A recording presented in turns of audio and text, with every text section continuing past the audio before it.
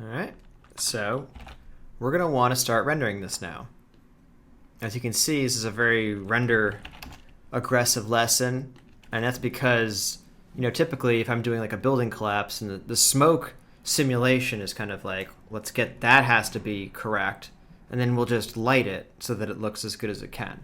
With this, when we're doing magic, we are basically, the procedural shaping of it and everything is so that it looks cool rendered.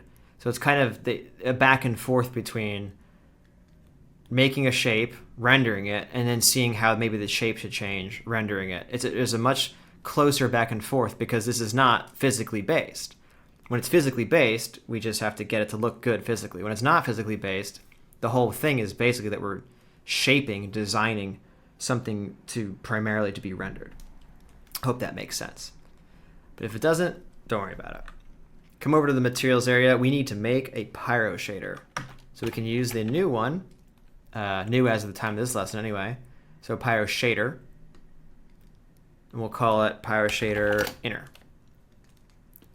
I can then make another one of these cool render nodes, this time for our various inner effects. Right now it's just this beam here. So jump in, object merge.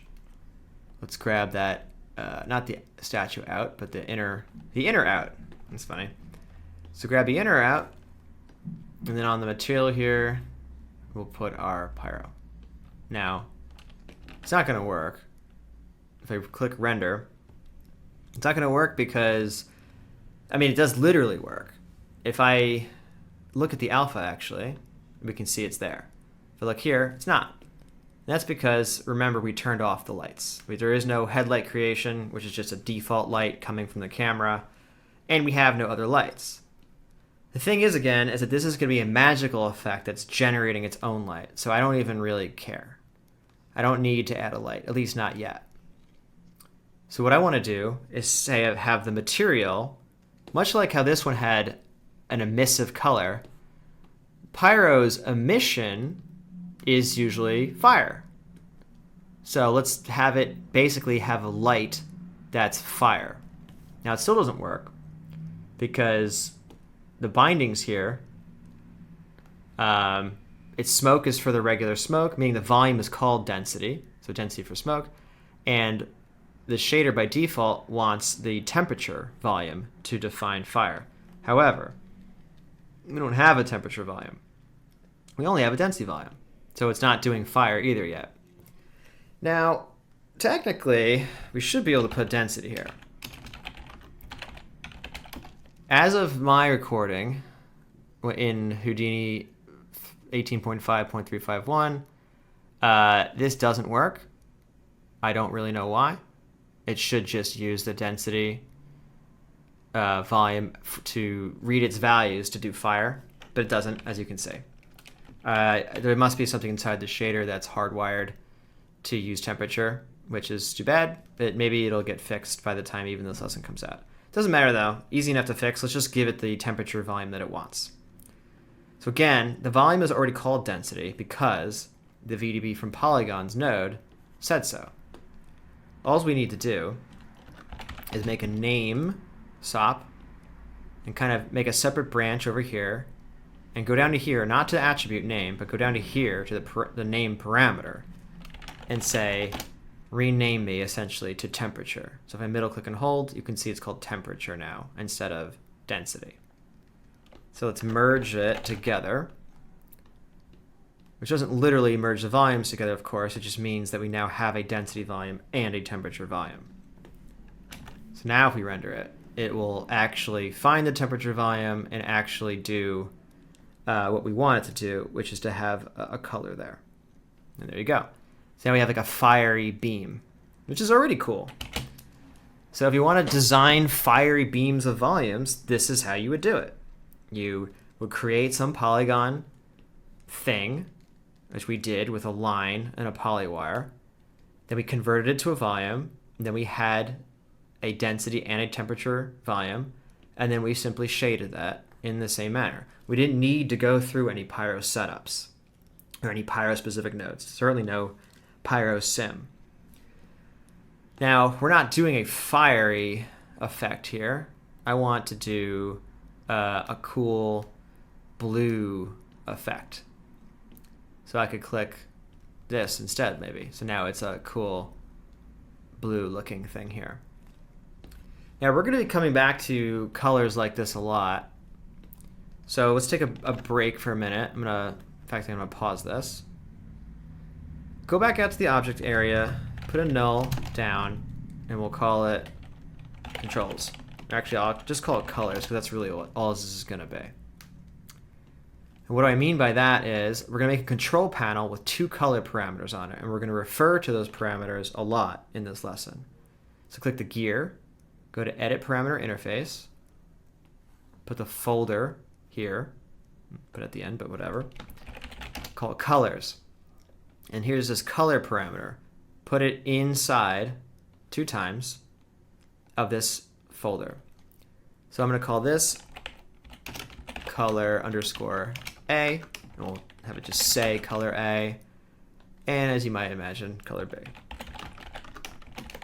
So what I'm imagining in this lesson, and perhaps you will have already seen this in the preview by now, is, there's the colors tab, is primarily a blue effect, blue magic, that also has some splashes of some other color. So in my case, I want it to be a blue that's going to be brighter than this. So I'm gonna go to the V here for value, so 0.5. And just so you know, you have red, green, and blue, which is one way of defining a color. Then you have hue, saturation, and value, which is another way of defining a thing. So if you change this here, you'll see it's changing it in the other ones also. The color is not made up of all 9 components. The color is made up of either these three, or these 3. And it's just showing the translation between them all the time. Many of you probably know this, but just so you know. So when I go down to here to change the value, to make it brighter, essentially, by pulling this up, you can see it's making the red, green, and blue go up also up there, because it's translating it into those other things. We also have TMI on the bottom here, which is too much information. So go to 0.5, and I'm going to say, actually, let me just go back to this color. 0.5, and maybe I'll make it be less red, but the same amount more green. And there you go. When we're choosing colors, just make sure that you're choosing a color that has at least some amount of value in all the components. Like if I clicked red, you can see there's 0 and 0. That's a problem. And let me show you why. Copy this parameter, go over material, and I'm going to paste relative references here. Now if I were to render this, look at how our beam is just red. This is a critical concept to understand. Super, super critical to understand when doing magic. Repeat after me. I will always have some value in each of these components. Watch what happens if I put this to 0.1 and 0.1. Now it goes to white. This is how we perceive heat and intensity as a human. We see that these things start as their color and move to white. It's white hot, we might even say. That doesn't happen if these values are at 0. Because what's happening is the material is taking this color ramp and multiplying it by some large number, 250 in this case. So what's 250 times 0.1? Well, it's 25. That's pretty bright. Press I, put your mouse over this, and look at those numbers. Look how high they are. They're over 1. It's very bright. 1 would make it, if red, green, and blue were all 1, it would be white. These values are like 100 and a 10, so they're very, very white. And that's the point. The point is that we're sensing that intensity. But let me ask you again, what's 250 times 0? It's still 0. If there's nothing here, it will never turn white hot. And that's true for any of these other colors that you choose up here. All these colors have at least one 0 component. and they will never turn white hot. So if you want to do red, that's fine. Just give it something. Obviously, the more you give it, the faster it will turn white. But give it something. Even 0.01 with a large enough number, you can see it gets to a white core. So the point is, choose any color you want, but make sure that it has some value at least in each of these components. So I think you get that by now. So for me, I want this to start with this kind of periwinkle here, and as I think I started to say before, I want it to be brighter, and then I want it to be less red and more green, and there you go. So this is this kind of nice blue that I've arbitrarily decided to use in this lesson. Later on, we're also going to have a purple effect. We can set that up later when we get to it.